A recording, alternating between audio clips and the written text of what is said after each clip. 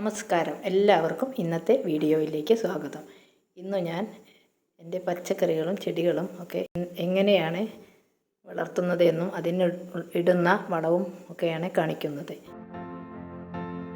ഞാൻ ഒരു ബക്കറ്റിൽ എല്ലാ ദിവസവും പച്ചക്കറി അരിയുന്നതിൻ്റെ തൊലി, ഉള്ളിയുടെ തൊലി അങ്ങനെയുള്ളതെല്ലാം ഒരു ബക്കറ്റിൽ കൊണ്ടുപോയി ഇടുകയും ചോറ് വെച്ചതിൻ്റെ കഞ്ഞിവെള്ളം ഒഴിക്കുകയും അങ്ങനെ എല്ലാ ഫുഡ് വേസ്റ്റും എല്ലാം ഇട്ട് ഒരാഴ്ച കഴിഞ്ഞാൽ അതിൽ നിന്നും അതിൻ്റെ തൊലി അങ്ങനെയുള്ളതെല്ലാം കോരി മാറ്റി വെച്ചതിന് ശേഷം ആ കഞ്ഞിവെള്ളം ഒരു 3 കപ്പ് ഒരു ബക്കറ്റിലേക്ക് ഒഴിച്ച് അതിൻ്റെ 3 ഇരട്ടി വെള്ളവും ഒഴിച്ച് അത് ഓരോ കപ്പ് ആയി ചെടികൾക്ക് കൊണ്ടുപോയി ഒഴിക്കും.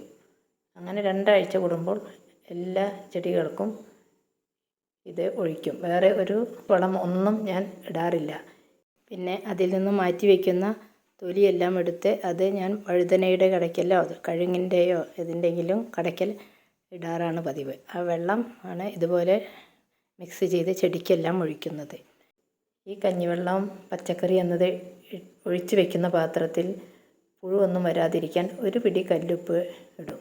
ചിലപ്പോൾ ഒരു പിടി വെണ്ണീർ ഇടും. എല്ലാറ്റിനും ഓരോ കപ്പ് വീതം ഒഴിക്കും.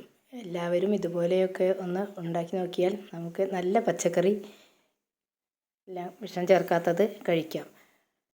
ഇതുപോലെ ഒഴിച്ചാണ് എൻ്റെ വെണ്ടയിലും വഴുതനയിലുമെല്ലാം ഇത്രയധികം കായ ഉണ്ടാകുന്നത്. അതുപോലെ ഞാൻ ഗ്രോ ബാഗിൽ കുറച്ച് പയറും ഉണ്ടാക്കിയിട്ടുണ്ട്.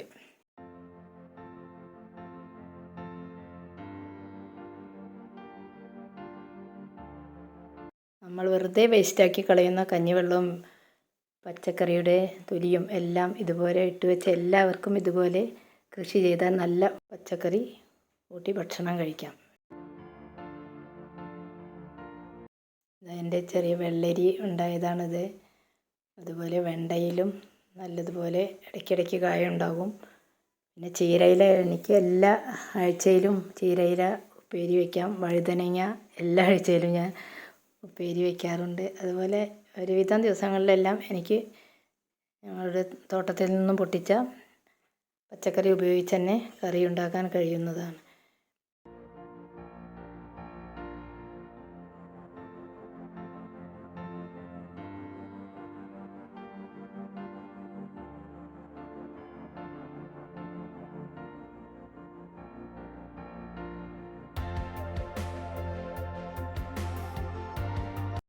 ഒരു വഴുതനയിൽ നിന്ന് തന്നെ കണ്ടമാനം കായ എനിക്ക് കിട്ടാറുണ്ട്.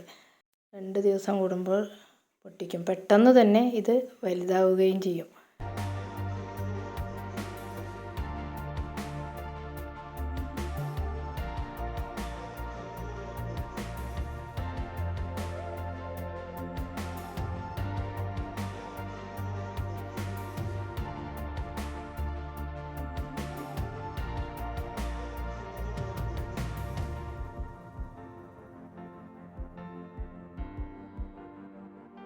എല്ലാവരും ഇതൊക്കെ ഒന്ന് ട്രൈ ചെയ്ത് നോക്കുക. നല്ല ഉപകാരമുള്ള ഒരു കാര്യമാണിത്. വീഡിയോ കണ്ട എല്ലാവർക്കും നന്ദി.